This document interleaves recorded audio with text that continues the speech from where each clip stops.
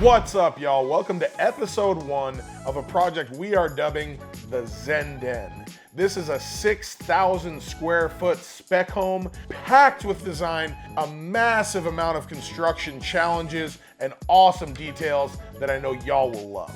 Let me break it all down and get y'all up to speed. We have been in entitlements, design, and permitting for the last year. The cycle of a spec home is about 30 months from buying the dirt to finishing the home. This is different from a custom. A custom home is when a client hires us to build their dream home. A spec home is when we are building a house with the sole purpose of selling it when we're done. Moving into design, we want a one-of-a-kind home. This is why we came up with this awesome Japanese style. This style has a lot of construction complexity. There's many different areas of exposed beams. There is tongue and groove ceiling throughout nearly the whole home. There's exposed wooden rafters. We have tons and tons of brick walls, plaster walls. We have tile in certain areas. We try to give a ratio of about 80% decorative wall coverings and about 20% sheetrock, and we nail it on this home. All of that stuff also means our price to build is going up.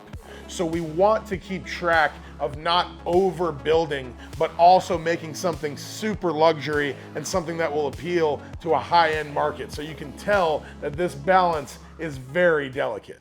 Let's get into bringing it to life with the build. First up, demolition. One of the most fun, kind of straightforward and fast stages of a build, and it's just amazing because you know you're actually kicking off the construction. We just recently did a video about the full demo with Venditti LLC, who does a kick-ass job all around Austin with demos, site work, and concrete. Hit the link below if you want to see that. We go into the ins and outs of running a multi-million-dollar demolition company, and I think it's fascinating. Demo is just not as straightforward as it seems. I wish you could just go in and just smash the house down. But there is intense permitting. We have recycling requirements that every home has to be 50% of the materials that you demo have to be recycled. We have to get up our construction fencing for security and for safety. Tree protection in Austin, massive one. If we mess with protected trees, if we cut one down, there's massive fines, huge penalties, and you have to build a certain feet away from them.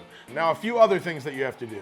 We have to cap our gas. So Texas Gas will come out, they'll remove our gas meter and pull the line all the way back to the street. We have to also cap our water and wastewater. And then we have to install a construction hose bib at the meter. And why we need that hose bib is so that we have water during construction.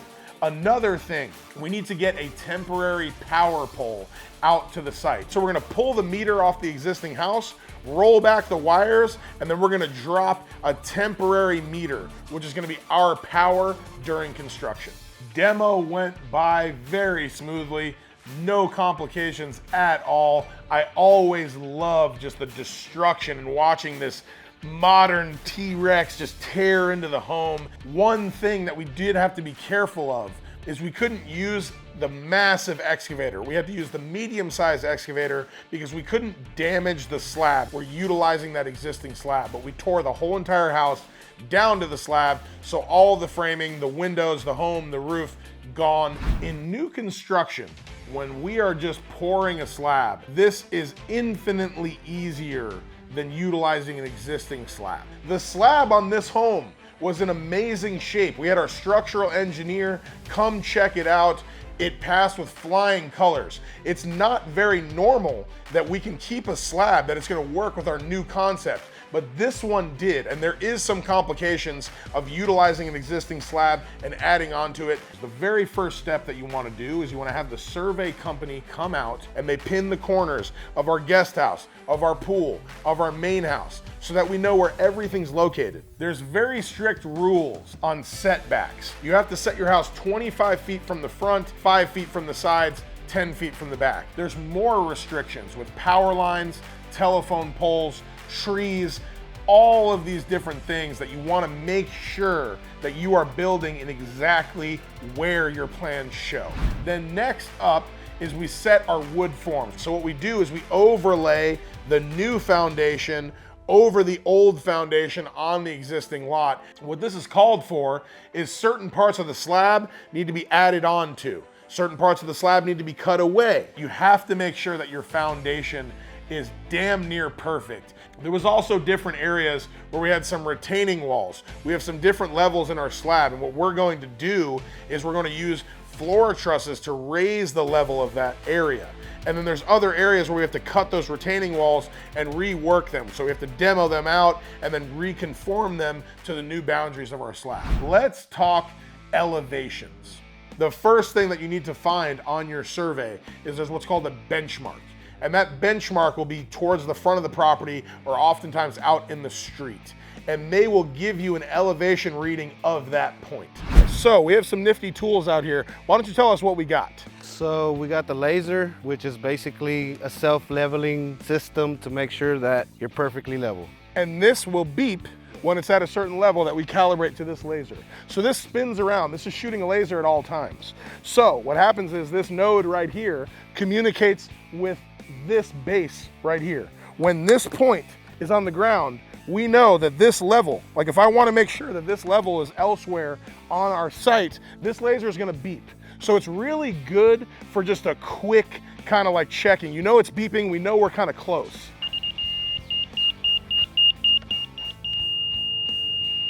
Awesome. What is this piece of equipment right here? So the transit is more exact. This one will lie less than the laser because the laser throughout distance can vary. So the variance in that is between like a 16th and an 8th.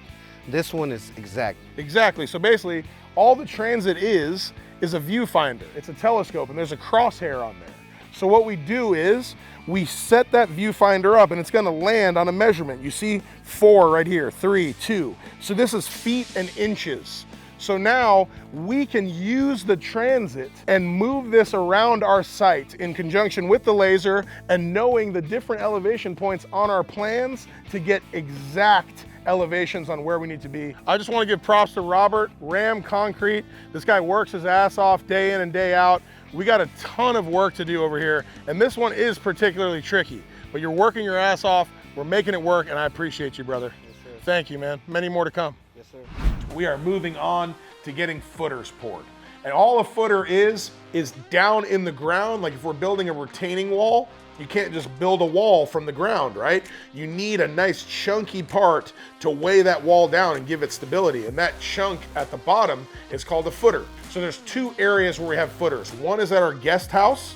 The other is a portion of our slab that is dropped where a new retaining wall had to be made for the side boundary. So there's always a rebar mat at the bottom, which is just that hash marked kind of pattern of the rebar at the bottom. There's a certain level of spacing that it needs to be below and above concrete. It can't be right on the ground, so we use bricks to lift that off. We have vertical, they're called L bars, because they L from the bottom up to the top. And basically, why you do that is so that you can pour the footer, which is the very bottom portion, but then you can set forms with the rebar inside of it and pour your walls. We call out our engineer. They look at it, they give us a pass, and then we can pour. When pouring concrete, you can just pour it straight out the back of the truck. That's the cheapest way. You don't need to hire a pump truck, the pump crew, and a lineman to do all that stuff. So this site has easy access. So we were gonna just back our trucks right up to those 2 different areas and fill them in. In pouring these footers, there's a couple different things that we had to do. One is called a keyway, and all a keyway is like a trough. It's like an impression of where when you put a wall on top, it's gonna mechanically lock into this channel so that it keeps it from moving. So we have a keyway in our footing at the guest house, and then as you can tell, there's a footing that's a little bit higher than the others. So all we're doing there is we are using the grade to our advantage. Instead of making a footing super tall, we can just make the wall taller on the lower sides, and that's exactly what we did. We're saving time, we're saving money. If you look, we have some massive protected trees and we couldn't back up the concrete truck all the way to where it needed to be for our guest house. So what we did is we used the Bobcat. We fill up the bucket of that Bobcat, drive it over, and dump the concrete right down into the footer. These are just little complications that you're always working with, but If there's a way for us to save, if we can achieve the same result and we can save a few grand by not having a line pump come out, that's what we're gonna do. And I'm glad we were able to do it here. Now that footers have been poured, we are super excited. Next up is getting the whole site cleaned out. We want all the rock and debris gone because we're gonna get our plumbing in. And why we want all that debris out is because when we bring in the heavy machinery to remove all that earth, it would be running over the plumbing in the ground, and we do not wanna crack our drain lines. So we're getting everything cleared out. We're gonna get our plumbing in, then we're gonna get the final rebar in for the entire pour, and then we're gonna pour foundation. All right, guys, thank you so much for watching. I couldn't be more excited about the Zen Den. It is gonna be our most premier spec home yet. There are so many details across this project. It is gonna be such a great addition to all the different projects we have going on here at Revent Builds, and I can't wait to get into framing, into siding, into brick, into all of our wood cladding. We have crazy countertops, we have the pool, we have a huge deck above our cabana. We have just so many different details that I can't wait to get in, and we're gonna be doing videos all along the project. So y'all, hit that subscribe button. If it's your first time, we are pumping out badass content, so you're not gonna wanna miss it. I'll see y'all on the next one.